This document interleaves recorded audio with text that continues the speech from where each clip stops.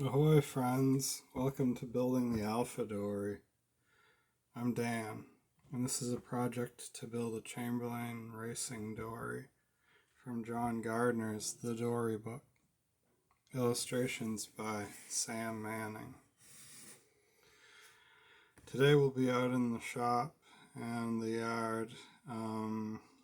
We are going to be shaping the spars, 16 siding, and hopefully we'll get around to doing some sanding on at least one or two of the spars. Alright, let's get out there and get to it. So I've had the opportunity to 16 side all but the last side of the mainmast.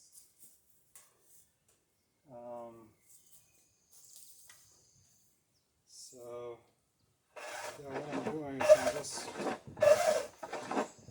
I'm basically starting where that scribe line ended, where I ended my last I'm connecting the scribe lines here. We use the spar marking jig. I guess I better explain a little bit. We use the spar marking jig to put scribe lines in here. And then I connected the scribe lines by cutting off all of this. And now what I'm going to do is I'm going to go and I'm going to take out that scribe line at an angle about halfway between this angle and the angle that I cut scribe line to scribe line. So that's going to reduce this angle.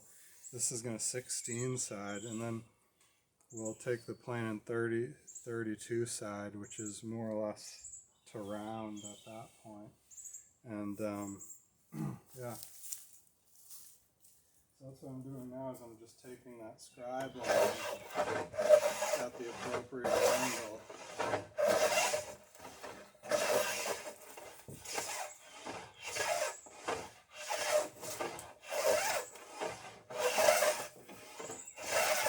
And getting closer to round.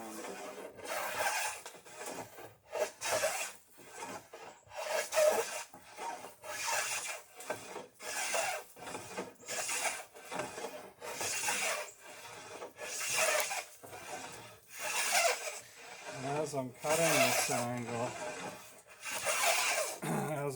this angle, if there was anything left of the scribe line, that's being taken off the mast as I cut.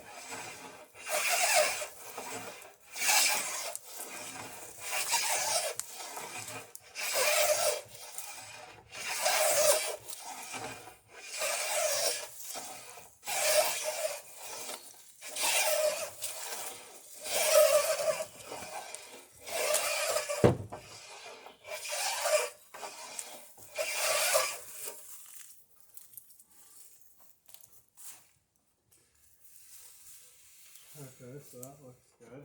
Now I'll do the other side, which will take the scribe line, and this will break the edge to the flat of the wide side of the mast. We're not doing a round mast, we're doing a sort of oval-shaped, ovalized mast, which will be lighter and plenty strong, because we're going to be using stays.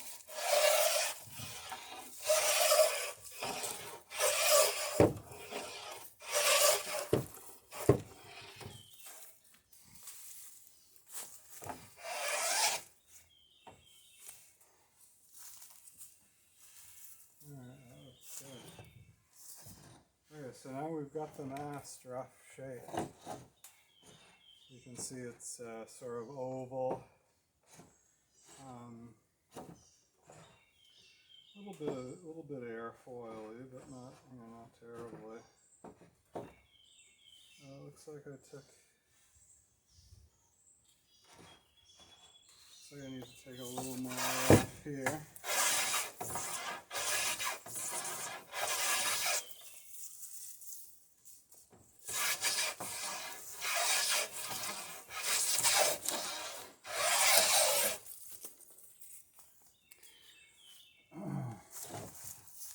Alright, yeah, that's looking good.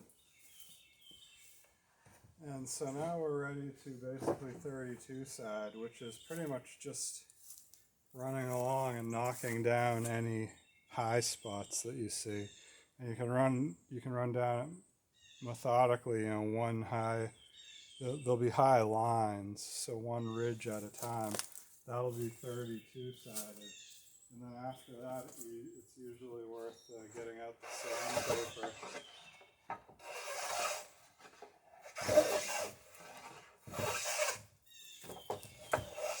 I'm actually doing two at the moment. So I'm just doing either side of this front edge of the mast. And you can see it gets quicker and quicker each time you do it because you're taking off less wood because you're closer and closer to round. So, don't get the feeling that each time you side the mast it's going to take as long as it took the first time. As you can see, I just did it. I just did the 32 on two sides of the mast. It was that quick.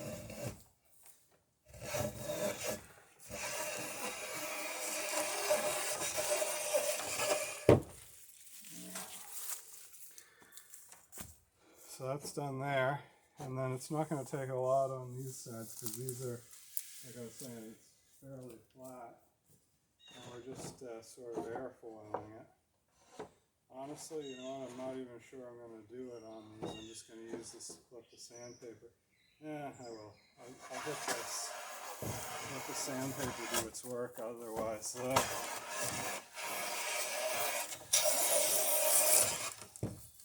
it is. That's 32 sided there. I'll do the same thing here. I don't want to go onto the flat right now because I don't want to totally eliminate that flat. There, I just 32 sided that side.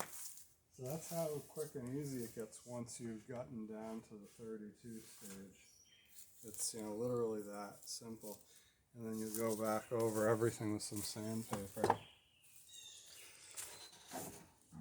So let's get out the boom and do the same with that. Hope you guys won't mind if I break for a moment to throw the steak on the grill.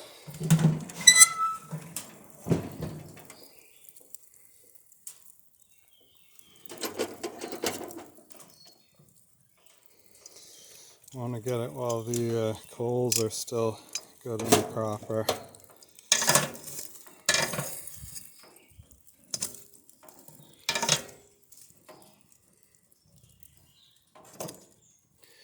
This is a gas grill that I ended up converting to charcoal, or actually hard wood fired.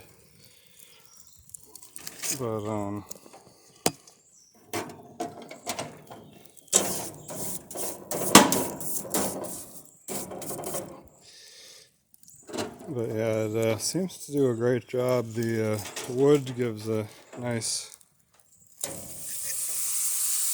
smoky flavor to the meat I've found. And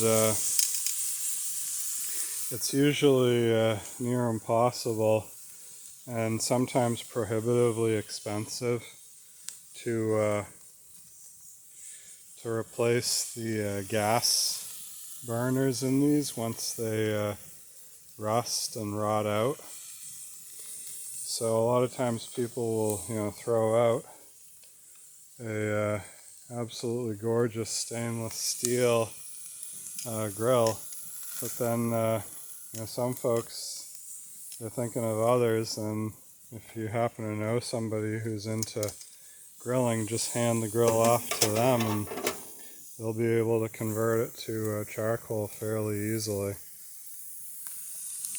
So that's what happened with this. A buddy of mine knew that I was really into grilling, and he'd spent a lot of money on the grill and just didn't want it to end up in a landfill.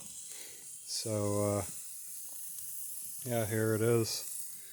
I've had this particular grill up and running for almost 4 years now, like this, with the wood conversion. And then I had another gas grill that I'd converted previously. It was a little bit cheaper model. It wasn't quite as nice as this one, a little bit smaller. And I do like the thermostat in this as well. So yeah, not too much longer on the grill for that steak. It's pretty thin cut of meat, so I'll give it another minute on that side and then flip it another 3 or 4 minutes there, and then it'll be about time to yank it off. Alright, well, that should about do it.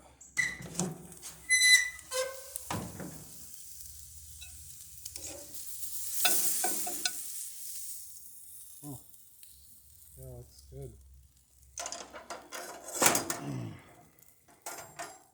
What I can see around the smoke. So yeah, I got some nice grill marks on there anyway. Alright, well, I'll let this rest and see if we can get a little bit more spar making done. Alright, so with the mast done, it's on to the boom. Now the boom is going to be a round spar. So we'll be doing this just like you would traditionally do any mast yard or other spar. And that is, we've got it 8-sided, previous video. Now we'll 16-side it. And you'll also notice the smaller the spar, the quicker it is to do all these steps. If you want a big mast for a 80-foot fishing schooner, you'd be taking off a lot more wood over a lot more distance than with these little spars. This boom is only 15 feet long.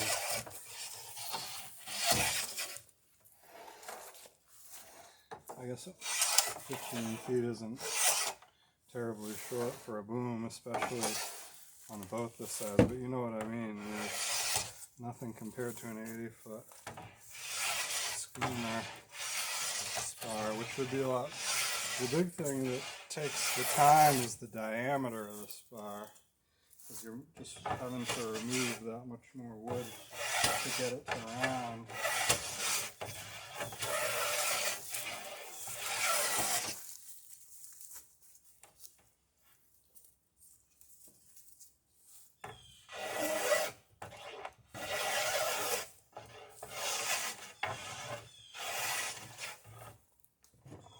Okay, with that facet done, I rotate the spar to the next facet and start on that. I'm trying to take off the same amount on each facet. I'm doing it by eye and by feel.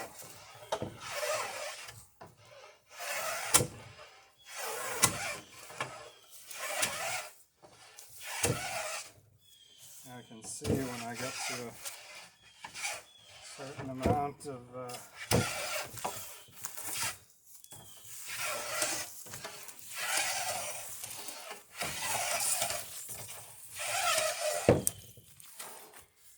flat, and I'm trying to continue that same width flat, the length of the boom, and then I'll rotate and on to the next one.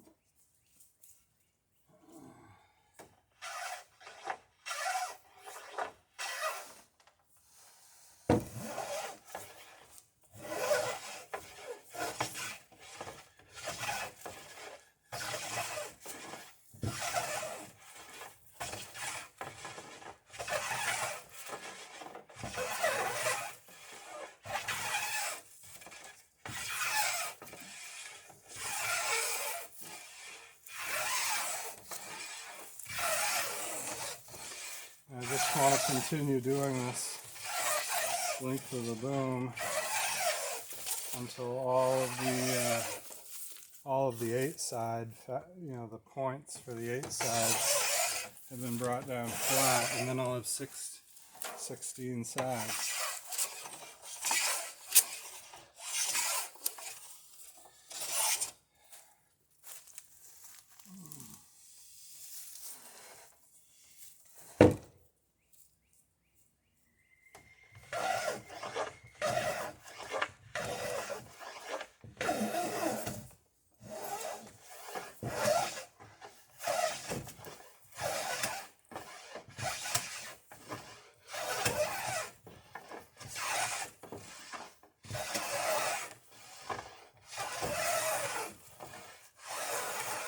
Just cut through a pitch pocket with the plane blade,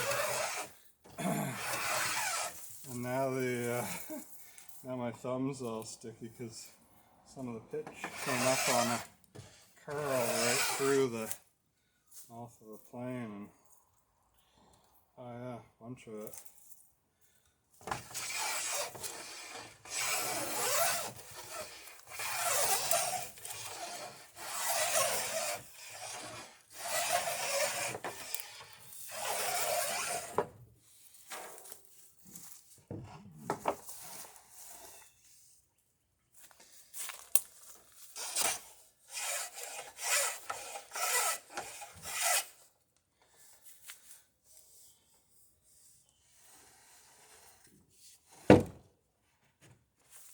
Alright, so there's 1, 2, 3, 4 more facets to go. So you can see, the first time you cut, you make 4 cuts. Second time you cut, you make 8 cuts. Third time you cut, you're making 32 cuts. So, there is more, there's more cutting to do, but it takes a lot less time each time you go through it. So I'm just finding that high spot on the Spar. You can actually see the scribe line on it.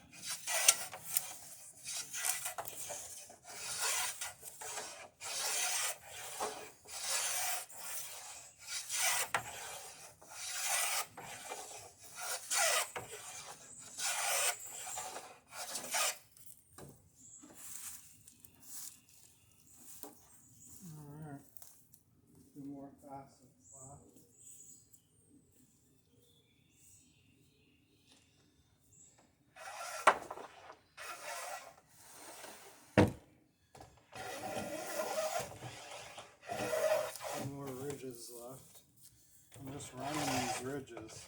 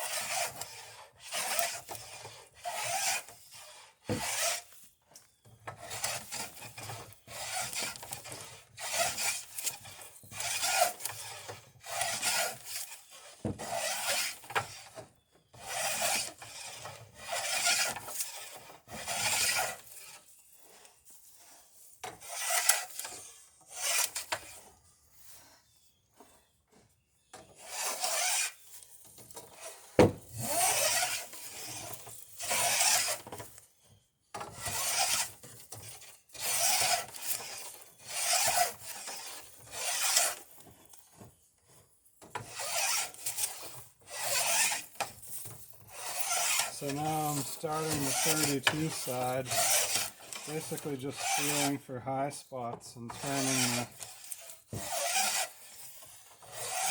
turning the spar up, and then hitting it with my other hand with the plane. So yeah, just a bit more of that, and we'll have a mast and a boom ready to sail with. Thanks so much for stopping by Building the Alpha Dory. A massive thank you to everyone who's liked, subscribed, and supported the channel. Look forward to seeing everybody down in the comments section and out on the water real soon. God bless and have a wonderful day. Bye.